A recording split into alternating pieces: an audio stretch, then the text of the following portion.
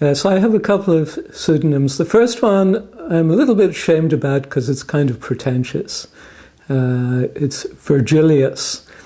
And this has nothing to do with the Roman poet, but is actually, I discovered that in the 6th century there was an Irish monk who used to, his work was illustrating manuscripts. And this was not very exciting work, so he used to make up acrostics to make things a bit more interesting. And acrostics are forerunners of crosswords. So I chose that name, which I kind of regret now, but I'm stuck with it. My more recent pseudonym for The Guardian is Brendan, because St. Brendan was another Irishman who crossed the Atlantic and went to America, so I thought that was suitable. My other crosswords appear without a pseudonym, but most people get to know who's who, so everyone knows that Virgilius and Brendan are the same person. So when I write comments on the blogs from Brendan talking about the work of Virgilius, it doesn't fool anybody. My real name is George Brian Greer. I go by Brian. George was my father's name, and I was born in Ireland many decades ago and finished up in the USA, like many other Irish people, in the year 2000. Arrived in the fall of 2000 and things immediately started going wrong. Sometimes I wake up sweating and think, was it my fault? But anyway, yes, it was very interesting, actually. I arrived to teach in San Diego State, and one of the first things that I discovered that was going on around me was that all the tragic events around Enron and what they did to California were just unfolding. So in my class for future mathematics teachers, the first project I had was to have the students working in groups, collecting data, and I posed the question to them, why are your electricity bills going up so fast? And they produced interesting posters. Most of them told me pretty soon it was basically to do with deregulation. And it got to the point where San Diego Gas and Electricity were tired of getting phone calls from my students asking for information. But it was an interesting exercise. And I remember that we used to go to parties, and I kept asking people, where is the anger? Everybody's fuel prices were going up so fast in California, and of course, subsequently we learned more about it. But people, I couldn't find the anger anywhere. And that feeling of looking around, unfortunately, we have a lot of anger now, but it's among the Tea Party folk, but this is ill-directed and ill-informed, unfortunately. If we could harness some of that anger, as I think Naomi Kline has suggested, it would make a lot of sense. Because what a lot of those people are feeling angry about, but cannot very well articulate, if they could articulate it, many of the things that they're angry about, we are angry about as well. How did you come to be a crossword puzzle setter, or is there another name for? Oh, there are many words, and constructor, compiler, creator. There's no standard. Cruciverbalist is another word that is used from the Latin. How did you come to be a cruciverbalist? Well, I was studying, and I walked past. I was a student at Cambridge. I walked past the office of the university newspaper and saw that they were looking for someone to do crosswords for them, and I thought I could do that. I'd been solving crossword puzzles since I was quite young. That's how I started. I later then, after I'd moved back to Belfast, someone I knew was starting a bi-weekly magazine called Fortnight, and thought it'd be a good idea to have a crossword, so I worked for them for quite a while, and then eventually I sent some examples off to the Times, what we call the Times, what Americans insist on calling the London Times, but if you actually look at the newspaper at the top it says the Times, whereas what the Americans call the Times is called the New York Times. Anyway, so I got taken on probation and eventually became a regular contributor, and then, jumping ahead of myself again, in 1995 I actually became the crossword editor for the London Times and did that for 5 years. When you saw this ad looking for a crossword puzzle setter, creator, you had already been solving crossword puzzles since you were a child. Yes. I mean, what is your fascination with crosswords? I think it's just puzzles. I think the most convincing explanation I've seen as to why people like doing crosswords is that it's a tiny little part of your life where you get all the loose ends tidied up. You get it finished, it's done, it's perfect, it's unproblematic, unlike most of the things in our lives which are sloppy, messy, difficult, complex, never get really sorted out, or troubling. I mean, crosswords are, I would say, an innocent occupation. As far as I know, no crossword has ever done anyone any harm. It's not that they work much for good either, although I have, as we'll probably get onto in a moment, I have produced a few politically motivated crosswords. You've blogged on this topic as well, which means you've had exchanges with people who solve your puzzles. Yes. From them, do you see other kinds of motivations, other kinds of things that draw people into this? The other main motivation is it's about puzzling. Human beings like puzzles. It's more or less universal in all cultures. And crosswords, for example, exist in basically, I think you could say, in any culture that has a written language, they have crosswords. My mother-in-law, for example, who passed away recently, she did the crossword every day in Bengali.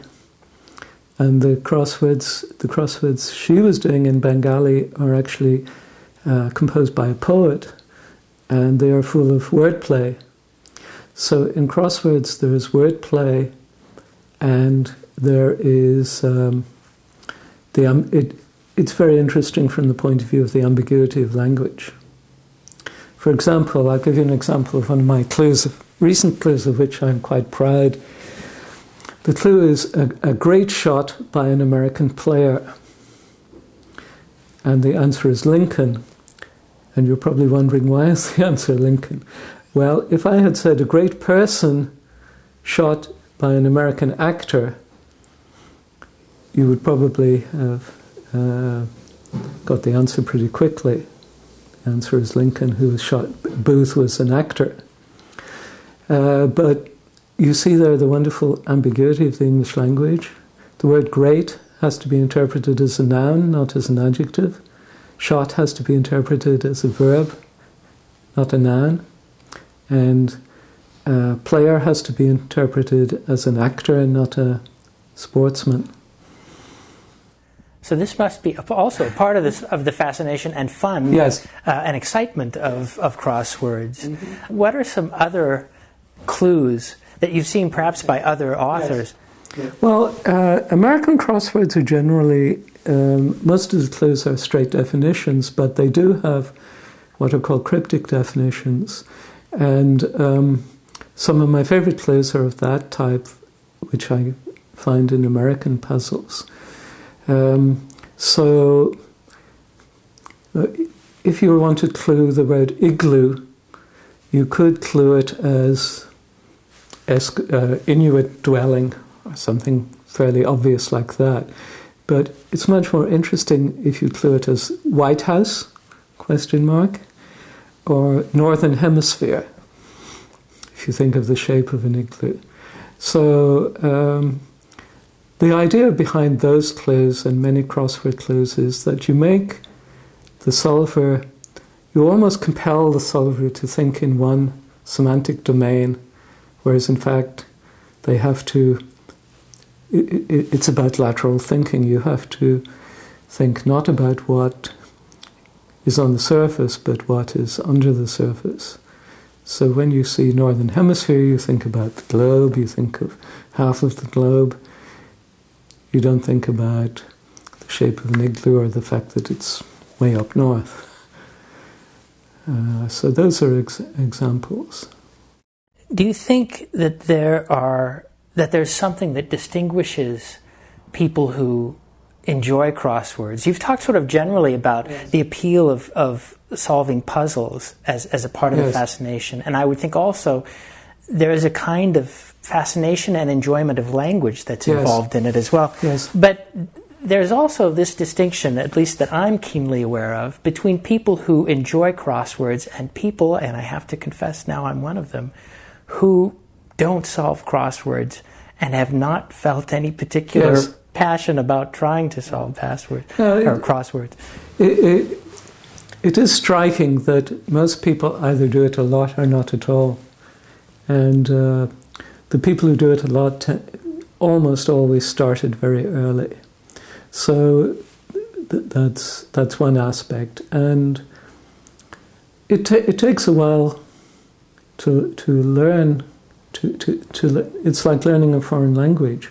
So I think it's probably comparatively rare for people to start doing it later in life. I think the fascination is with the puzzling aspect, although you might think that there are two main facets, one being the puzzling aspect and the other being the linguistic. In fact, when you look at particularly the people who construct crosswords, they tend to be their intellectual background tends to be more mathematics and related subjects than language. And oftentimes the structure of a crossword clue has striking similarities to the structure of an algebraic equation or a computer program or a Latin sentence. Oh, you have to give me an example of that. Well, when you look at a crossword clue, you have to try and break it up into its constituents, somewhat like an equation. So, off the top of my head, it takes more than vodka to get the Red Army drunk. So a skilled solver will be able to break that down into its components. So the basic structure of a crossword clue is there's a definition part and there's a wordplay part. And oftentimes the trick is being able to find out which is which. So the answer to that clue, by the way, is Bloody Mary. Now, where does that come from? Well, it takes more than vodka is the definition, since Bloody Mary is vodka and orange and tomato juice. And then the rest is the wordplay build-up to get the Red Army drunk. So red is bloody, and army drunk. Drunk is very commonly used to indicate that it's an anagram. You have to make an anagram. If the army is drunk, it's rearranged. It's not in proper order, so you make an anagram of army and you get the Mary.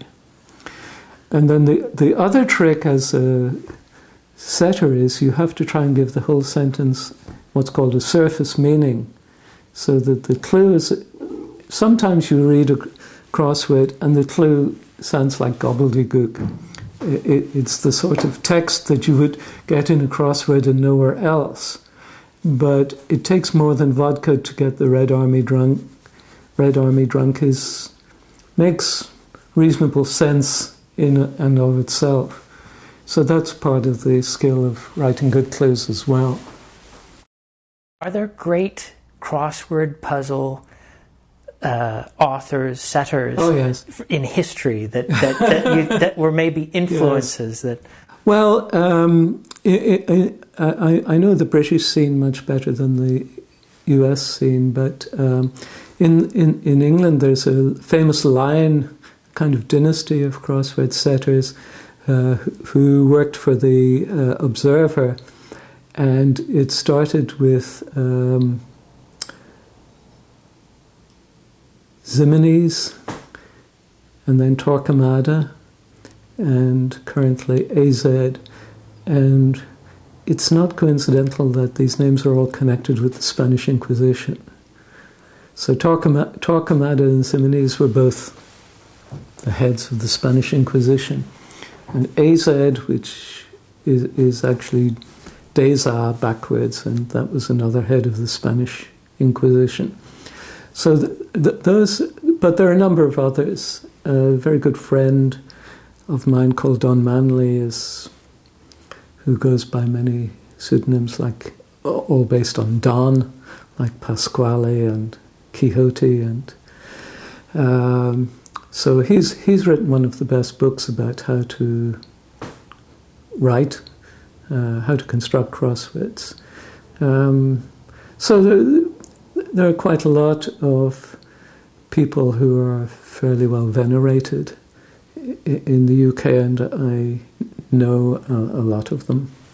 Would you say that they have influenced how you construct a crossword? Well, I was influenced a great deal by my editor at the Times between about 75.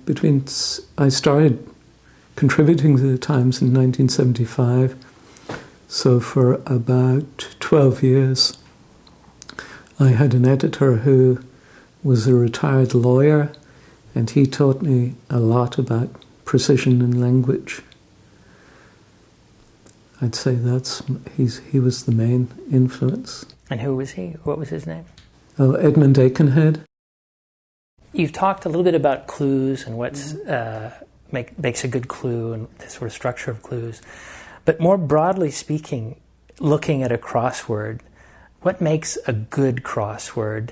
I imagine good clues, but are there other features of a crossword that stand out? And sort of related to that, is there a language or a jargon, a kind of a technical jargon of crosswords that refers to specific features that maybe allow you to talk about them? There's plenty of jargon, and jargon about clue types. A word that has become very popular recently, and I would claim some that I've had a part in this, is Nina. So, what's a Nina in the... I know in historical terms it's short for no Irish need apply, but a Nina actually refers to a cartoonist, I'm blocking on his last name, New Yorker cartoonist whose daughter's name was Nina and Hirschfeld, and in every cartoon, somewhere or other, his daughter's name was hidden in the cartoon. So a Nina refers to a hidden theme. So I've been recently working on that idea, and that happens in New York Times crossword quite a lot. You finish the crossword and then you discover that there's a hidden theme. So, for example, one idea that I adapted, shall we say, from the New York Times was I did a crossword on the theme of tree huggers, and all the crosswords had the name of a tree hidden inside. And sometimes the theme is not announced, so people have to figure it out. And sometimes it is, but so the term Nina has recently entered the jargon of the trade, but there are plenty of other jargon words.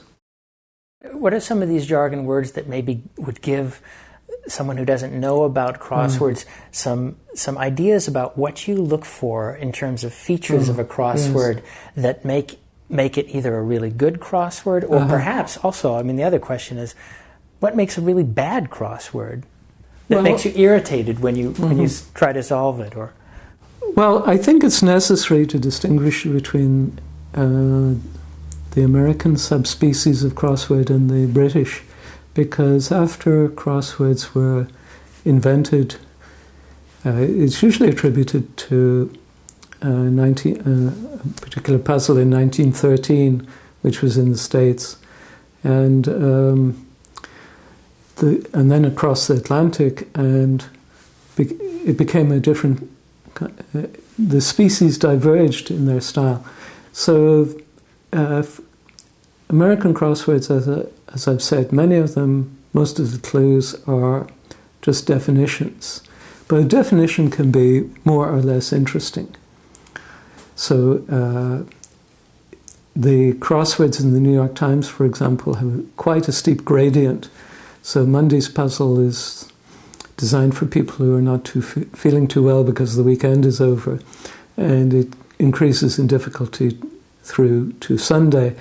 So the clues on Monday would tend to be fairly straightforward. But what you're looking for is a sprinkling of clues which are less obvious, so that you see a clue like John to Ringo, and you're thinking about, well, what's this got to do with the Beatles? Well, not very much, except that Ringo is English, and the English people refer to the John as the Lou. So the answer is Lou. So that's the kind of thing that causes a little smile, or when the penny drops. And is there a word for something like that? Well, that would be called a cryptic definition, whereas, you could have clued that word as English name for John, which would have been much less interesting. And the theme can be interesting as well. I'm just remembering a recent one. There was a beautiful crossword that I really enjoyed in the New York Times recently, where every clue, the words were in the wrong order, including those clues which indicated that the words were in the wrong order. And it also had 4 thematic entries which were out of order, flip-flopped, and a couple of others which were also related to the fact that the words in the clues were out of order. So you're working through this and you're scratching your head. None of the clues seem to be leading to an answer. And then I started realizing that some of these look rather strange. And then there was a clue which told you what the theme of the puzzle was, and I finally started twigging that every clue. And then there was another puzzle where several of the long answers spelt out the message, and the clue said a rather interesting feature about this puzzle, and then when you found these long answers, it put them together. The message was, every answer in this puzzle has got an odd number of letters, which was true. So a good theme. Somebody said writing a good crossword is like courtship. You want to be caught in the end, but you don't want it to be too easy. So a good crossword, you work on it quite a long time, and then the penny will drop. But a bad crossword is one that you can't finish. As I said, one of the joys, I think one of the reasons people like doing crosswords is they get finished. It's done. It's complete. So maybe the most salient feature of a bad crossword is that you haven't finished it. If you go to these conventions or these gatherings, or in some other social setting, you run into other great crossword setters that you know, and you've mentioned several that you obviously know personally. Do you talk about crosswords? Do you challenge one another with puzzles, or is it you've got other interests that you... Most of the time we do that, yes. It's unlikely that people's interests will overlap. When they get together, they want to talk shop, usually. But, I've had wonderful chance to meet some very interesting people. For example, Colin Dexter, who wrote the Morse novels on which the Inspector Morse television series is based. It's, in fact, all of the main characters in the books and the television series are named after people from the crossword world. So I'm very proud of the fact that in one episode of Inspector Morse there is a Dr. Greer character. Now, you've talked about hidden messages in crosswords, so... Yes. Describe a hidden message that you've recently crafted into one of your crosswords. Well, during the last presidential election, it occurred to me that I might write a crossword about that. So I composed a crossword in which two of the answers were subliminal perception. By the way, I later discovered that apart from one I, subliminal perception is an anagram of Republican simpleton.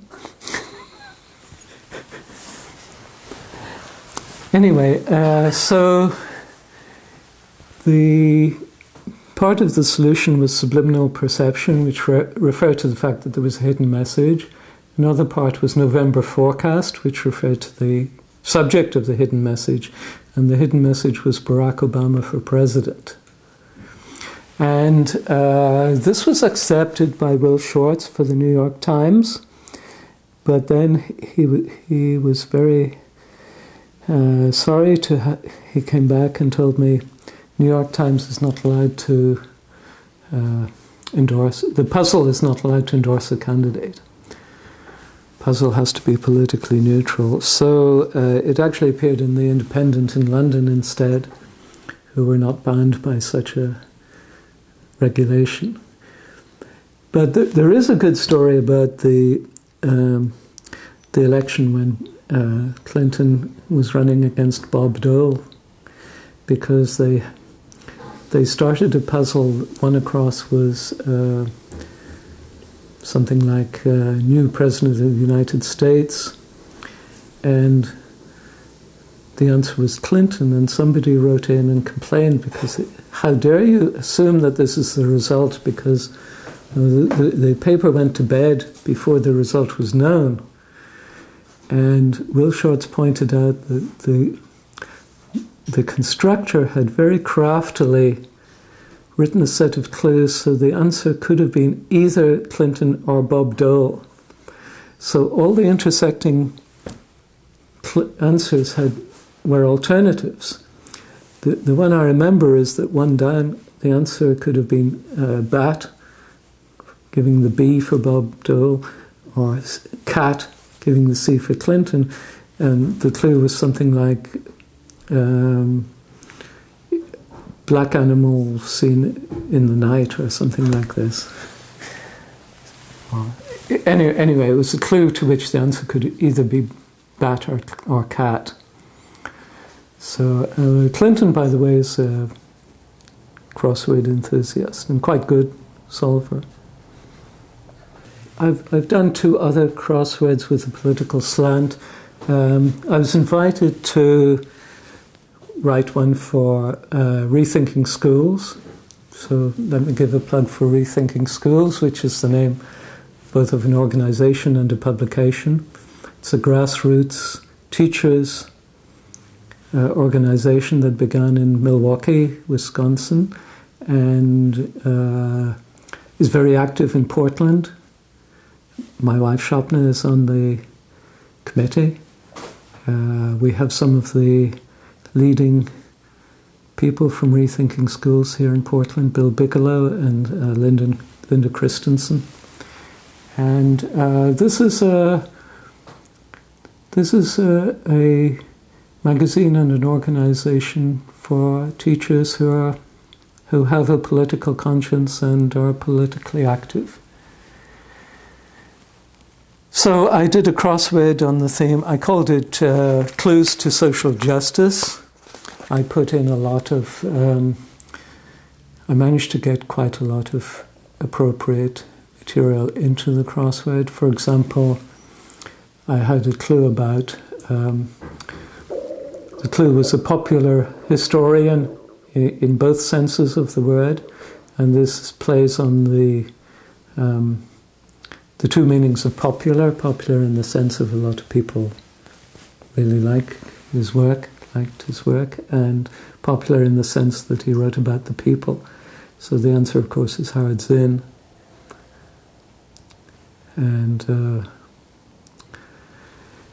so there were a number of clues. I put my clue for No Child Left Behind was the law of diminishing returns, which I think fits it quite well. My clue for Rethinking Schools was the antidote to No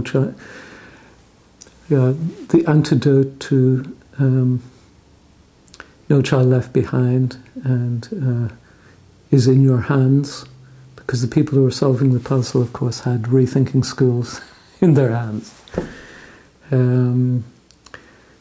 International business in which enables many to make a killing is for a clue for arms traffic, and so on.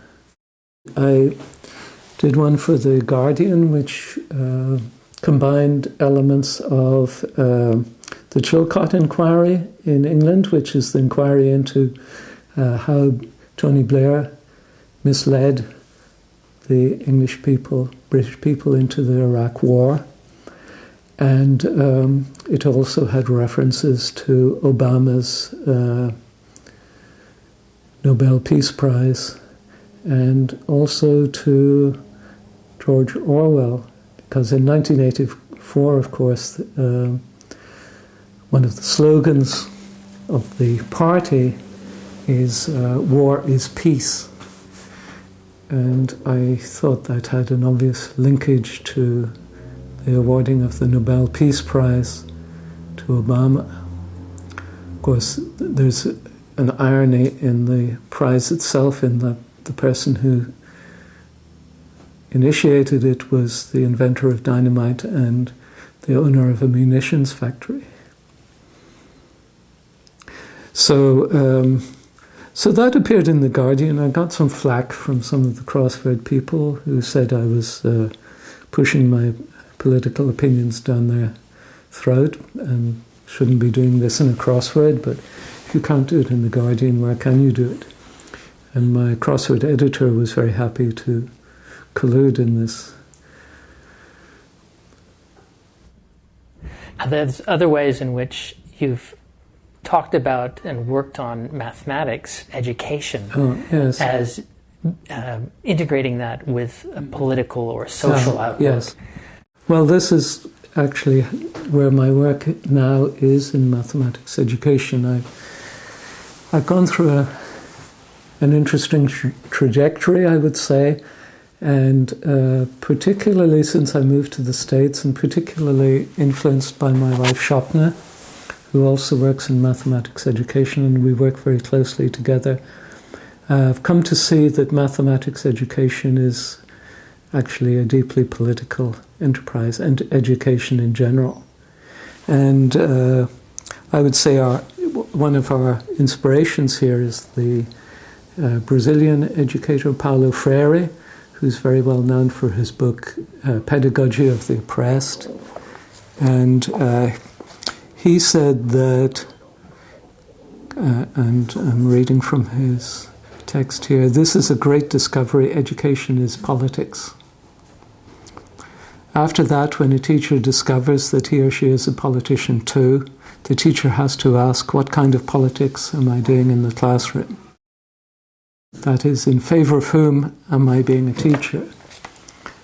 So education has always been political. It's to do with how the state makes its citizens docile.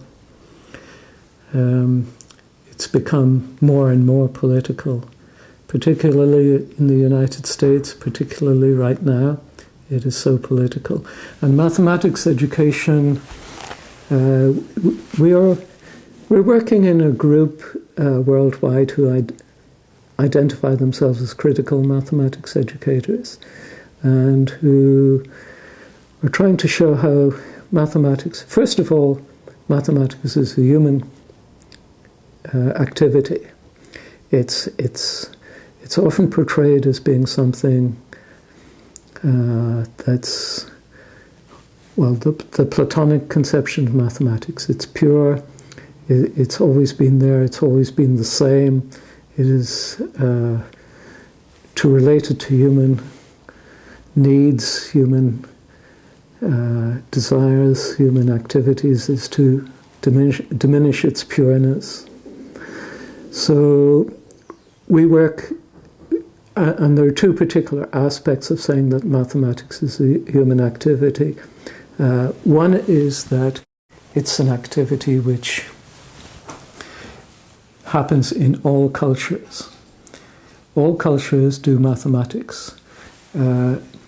But academic mathematics, the same applies to academic mathematics.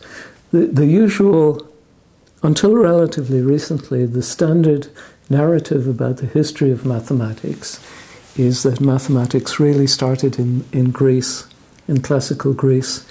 And there's a famous historian of mathematics, Kline, who more or less said precisely this. It began in Greece, then it became dormant for 1,000 years until it resurfaced in the Renaissance in Italy. And from there it has moved to its present glories. And what this ignores is that there are many aspects of even academic mathematics contributed by other cultures, so China, India, the Arabs. I mean, the Arabs were largely responsible for the development of algebra, which the Greeks, because of their way of thinking about geometrically, were never really made any contribution to the development of algebra. Even calculus, from your own background, you probably have done quite a bit of calculus. You were probably aware of the dispute between Newton and Leibniz, who really was responsible for the development of calculus. It's a well-known intellectual provenance dispute. You may not be aware of the fact that substantial elements of calculus were developed in Kerala, in India, in the 2 centuries preceding Newton and Leibniz. And there's an Indian scholar called George Joseph who is investigating whether it's possible that the developments in Kerala could have been transmitted back to Europe, in particular by the Jesuits, because very little is known about the transmission of knowledge across cultures. And so it's possible that some of this knowledge, elements of calculus that were known to the Keralese mathematicians, the Keralese school of mathematics was very important at that time. There are other examples showing that there is actually precedence in other cultures. You've probably heard of Pascal's triangle. Well, there's a very nice diagram, Chinese diagram of that, which predates Pascal by about 4 centuries. It's also probably fairly well known that in many cultures, what we call Pythagoras' theorem was known in various versions. So that's one aspect. It's to do with writing a counter-narrative to the Eurocentric view of the development of academic mathematics. The other aspect is what's called ethnomathematics, which is a term coined by a Brazilian mathematics educator Ubirata D'Ambrosio, which refers really to all of the mathematical practices that people are involved in. And a writer called Alan Bishop said that in all cultures there are 6 activities which are mathematical. Locating, finding your way around, counting, of course, all the things to do with counting, recording. Another is playing games. Okay. Mathematical games are more or less found in all cultures. So there are these mathematical activities which are common to all cultures. And then ethnomathematics in general refers to the mathematics of cultural groups. And this could be referring to, say, the beautiful basketry of the Tlingit Indians, which Shopna is studying, and which is very, very geometrical. Or it could refer to the mathematics of carpenters. Many people now have studied the mathematics that people do in different kinds of work, where carpenters have their own mathematics that they develop and their own ways of talking about mathematics. And one of the messages we are trying to get across is that school mathematics, which is dominated by academic mathematics, cuts people off from the mathematics that they could see in their own lives. But also, so part of what we are trying to work towards is an understanding of mathematics as a cultural activity. And a part of that, part of culture is political, so it's also a political activity. So mathematics is generally presented as a subject that is, I sometimes call it the A subject. It's ahistorical, it's apolitical, it's acultural, it's it has nothing to do with any of those aspects. It's politically neutral, for example. And this is a stance which many mathematicians and indeed scientists adopt. We are just interested in the pursuit of knowledge. What is done with that knowledge is not our concern or our responsibility. Now, people working in mathematics education are developing ways in which mathematics can be reconceptualized as a tool that people can use to analyze issues that are of importance to themselves, either personally or to their community or to mankind in general. So clearly, many of the issues that we have to deal with can be illuminated by looking at the data. If you want to understand global warming, one way to understand it is using mathematical tools to analyze the data. Almost any political subject can be treated from the point of view of the data. To give a very specific example, a friend of ours who works in this way, his name is Gutstein. He works in Chicano School in Chicago. When he's teaching students about probability, one of the exercises they did was they talked about the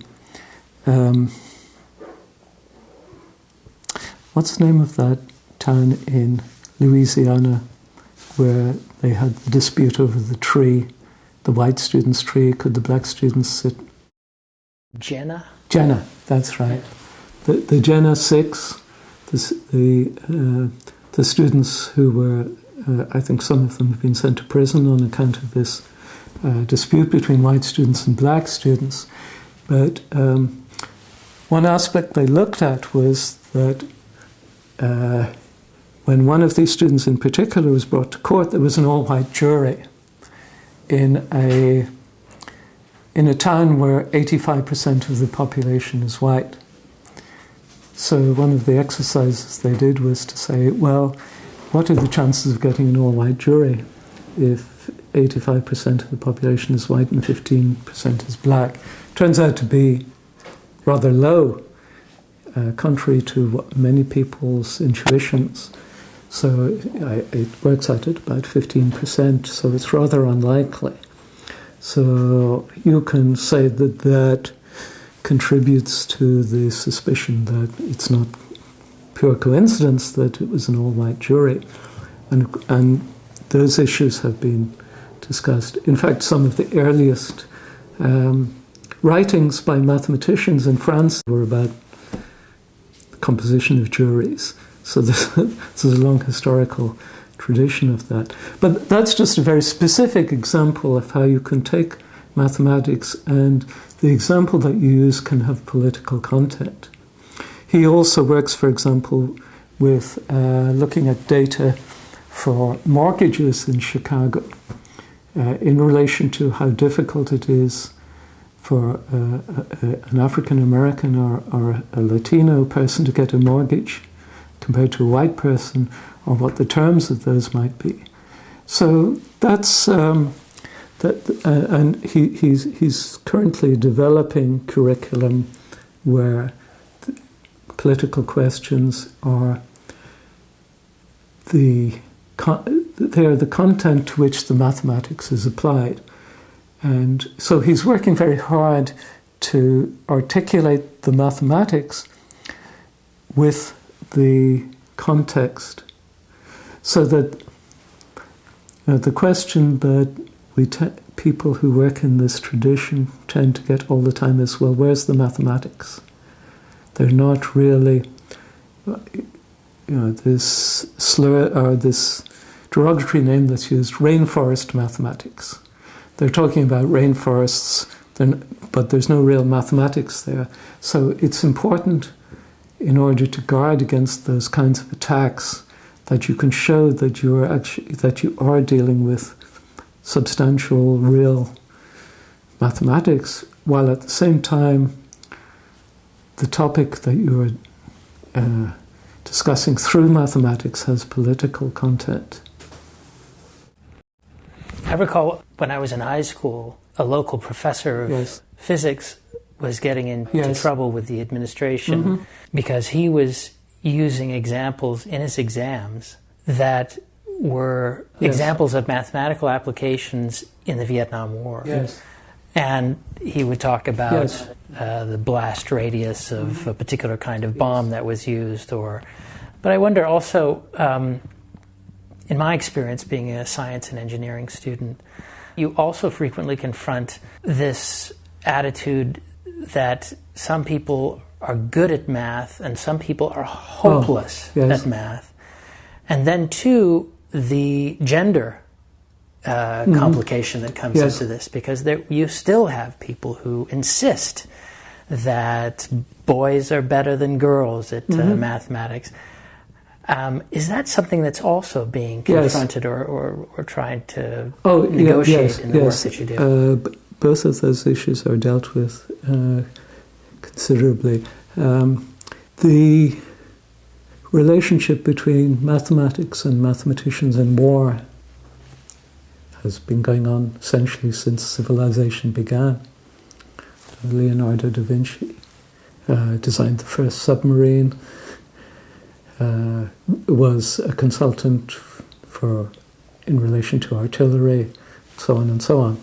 Much of what he did.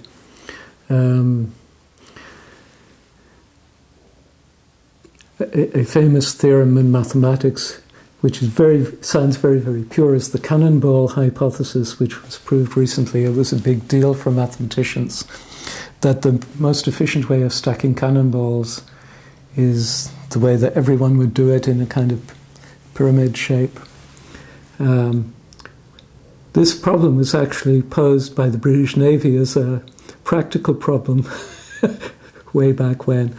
They really wanted to know the most efficient way of stacking cannonballs, but it became a very pure problem in three-dimensional geometry.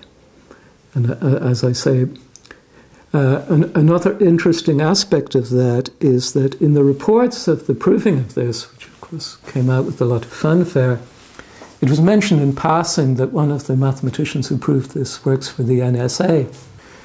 So, but it didn't mention what the nature of his work was. He could have been working on more efficient algorithms for spying on Americans. Could have been doing all kinds of things. He could have been working on data trawling through the huge masses of data that the US has accumulated on the inhabitants of South America. He could have been doing all sorts of things. He probably, well, I shouldn't say, I've no idea what his motivation is. He may believe that he's working for patriotic reasons.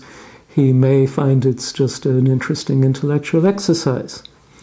I mean, when you look at, and this is something I really would like to study much more deeply, and I've only skimmed the surface, but when you look at accounts from the Manhattan Project, you get an overwhelming feeling that what was going on here were a bunch of essentially all male, nerdy types who regarded this as a great intellectual challenge. There was a great deal of competition, and many of them didn't think about the implications of their work until the bomb went off, and some of them even after that.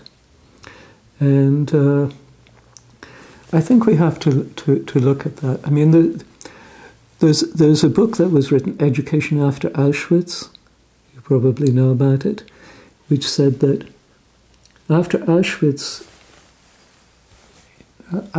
you could see, it happened after centuries of what's called the Enlightenment in Europe, and it happened in Germany. How can you, after that, you cannot think about education without saying, how do we educate so that this doesn't happen again? Well, you could say the same about the Manhattan Project. And so our friend and colleague U.B. D'Ambrosio has also written about the ethical responsibilities of mathematicians and mathematics educators.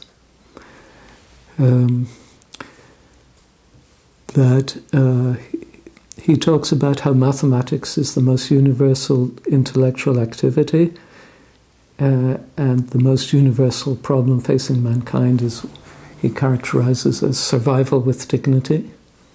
And should not the powers of mathematics be used to address this problem instead of what is the case now? Powers of mathematics are too often used for making better ways of killing people and making better ways of making money and profit.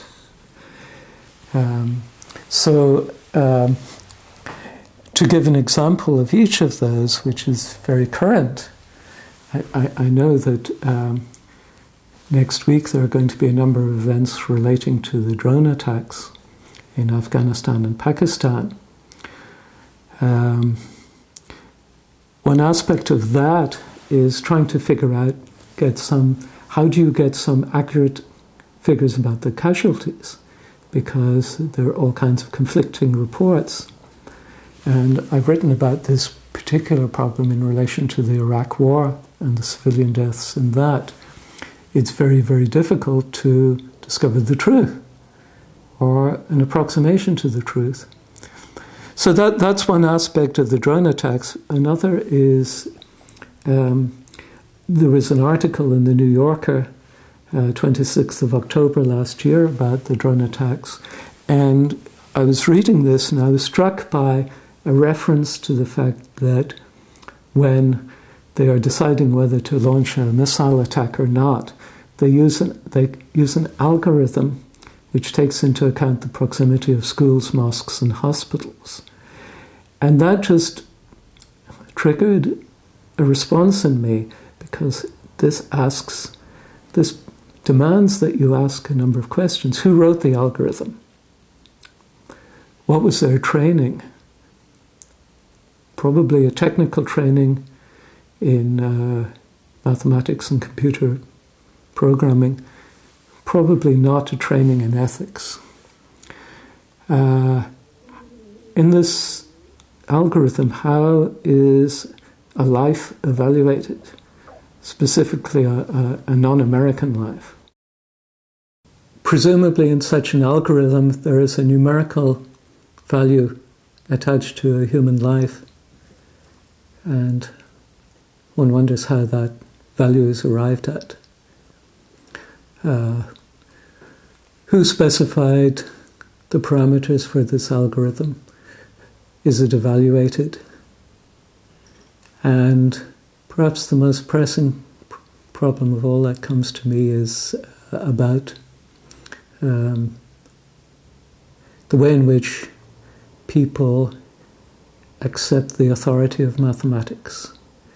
And let me phrase this by saying, can we expect that in future trials for war crimes, people might use the defense, I was only following the algorithm, just as they used to say I was just obeying orders? So, in relation to the drones, I was also very saddened and shocked and disappointed when President Obama was speaking to the Washington White House press corps dinner, and he made a joke about his daughters being very interested in the Jonas Brothers, and he warned them off, and he said to the Jonas Brothers, he said, I have 2 words for you if you have any interest in my daughters: predator drones. You won't see it coming. And I just wonder if people ever think of... I sometimes think people are not evaluating the words that are coming out of their mouths. I mean, that, for me, just destroyed my lingering hope that Obama might make a change. It's disappointing on so many levels. The way in which the drones are used, somebody sits in a room in Nevada and sits watching a screen as if playing a video game, and perhaps decides to launch a missile at a house, and that house may destroy someone's daughters the same age as Obama's daughters. And then the person finishes his day's work and goes home and sits down to dinner with his family, and he may have daughters the same age as well. In the same way that the guards at the concentration camps used to go home in the evening and sit down with their families after another day's work. So that actually has impacted me deeply, and I know a lot of other people feel exactly the same way about this tasteless joke, which was every bit as bad, maybe even worse than George Bush joking about looking under the chairs for the missing WMDs. In relation to financial affairs, I think it's a very topical example is the dip in the New York Stock Exchange last week, where it dropped 1,000 points. And as I read about this, I find that people are... The most likely explanation is that a lot of this was caused by bidding through computers. So an awful lot of bidding is done without human intervention. The computers are programmed to bid. And just this morning I was reading that it's the lack of control is even worse because there has grown up a very lucrative business where computers, working very, very fast, make millions of tiny transactions. It may be a cent at a time, which are based on them just knowing how the system works and gaming the system, essentially. So they set up these very fast computers very close to where the action is, because the time of the microseconds involved in the length of time it takes the signal to get there. You know all about this. But it's fascinating that, and this is an aspect of our lives, that so much is going on controlled by computers or by mathematical models that we just don't know anything about. And we would relate that to mathematics education by saying that mathematics education does not prepare people for this. In fact, it does the opposite. It gives them an exaggerated faith in the objectivity of numbers and the infallibility of numbers and of formulae of mathematics. Throw a bit of mathematics at people and they will not question it. So those are some of the issues that are on my mind right now about what we can do in mathematics education to prepare people to have more agency, to be able to question these unseen forces that in many ways control their lives, and to be critical of them and to get in a position where they can collectively start being aware of what's going on, critiquing it and taking action against it. When I think of how you construct a crossword puzzle, I think of it as more than just a job or a hobby, but it does seem to me almost like a superhuman power. You know, it's one thing to look at a clue and say, that's a clever clue. It's another thing to actually craft a very clever clue like this. Do you have plans in the future for maybe different ways of using the crossword, your talents as a crossword setter, to move forward on this other front of social activism and engagement and responsibility? No, the short answer is no. Crosswords for me are a means to an end. It's an enjoyable and at least innocent way of, well, relatively innocent because I work for the Times, and that has its own moral complexities because of the owner, who's Rupert Murdoch. But no, it's for me. It's a way of making a living, making some money, because I don't have an academic job. I'm interested that you say superhuman, because I don't regard it as superhuman. It's just something that takes a lot of time, and I've been doing it for a long time, and you work hard at it. And it's generally believed that one problem with performance in mathematics in the United States is a widespread cultural belief that you can either do mathematics or you can't. Whereas in Japan, for example, and other Asian countries where they have high performance, as measured by the usual criteria, the cultural belief is that anyone can do it if they put in enough effort. So one of the efforts that is going on in mathematics education is to try and change this attitude. Because if you take the attitude that you can either do mathematics or you can't, of course it's a perfect cop-out. It's interesting that Paulo Freire himself said that when he was growing up in Brazil, this was the attitude about mathematics, that mathematics was something for the gods and the occasional human genius. So this is an aspect that we are trying to also deconstruct, the idea that ordinary people cannot do mathematics. So that would be my comment on that.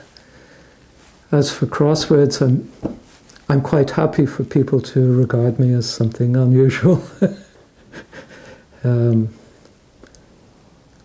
But I think it's more down to hard work than anything superhuman. I don't see myself using crosswords politically except for very special cases like the puzzle in Rethinking Schools. But I don't regard that as a very serious use of the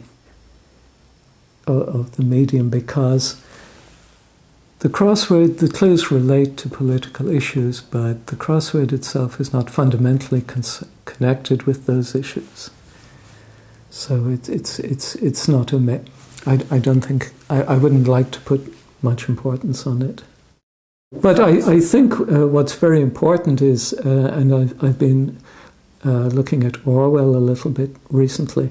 I think what's crucially important is understanding the role of language in politics.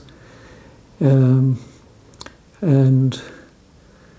when I look around me, I feel that we've lost all sense of what truth might be. And we have what I call the ultimate irony of the information age. We're drowning in information, but we lack the tools to make sense of it, and we don't know what to believe. So people will believe anything these days, it seems to me. And I kind of look to that great philosopher Stephen Colbert, who said that the people who can pay the most get to decide what the truth is. And I'm thinking, to a great extent, our American culture in particular, but not just American, has been taken over by the discourse of advertising. So what is true or approximately true is no longer a question of any interest. It's what people can be persuaded of that matters. This is so clear in political advertising. So I don't know what's to be done, except the long-term answer is education. Educate people to be more critical. That's what we're trying to do. You've been listening to an interview with cruciverbalist Brian Greer, talking about crosswords, mathematics education, and education reform activism. To find out more about Rethinking Schools, please visit their website at rethinkingschools.org. This program was produced by PDX Justice Media Productions of Portland, Oregon. To find out more about our work and to access our growing library of free on-demand streaming video and audio programs, please visit our website at pdxjustice.org. You'll find links to books, articles, and other resources for more information, and links to organizations that provide options for engagement with the issues discussed in our many programs. And write to us with your questions and comments at pdxjustice@riseup.net. We'd love to hear from you. Many of our programs are available on DVD or Blu-ray video disc. Write to us for ordering information. Thanks for tuning in, and thanks for supporting listener-sponsored radio, public access cable television, net neutrality, independent bookstores, and all forms of grassroots, democratic community media.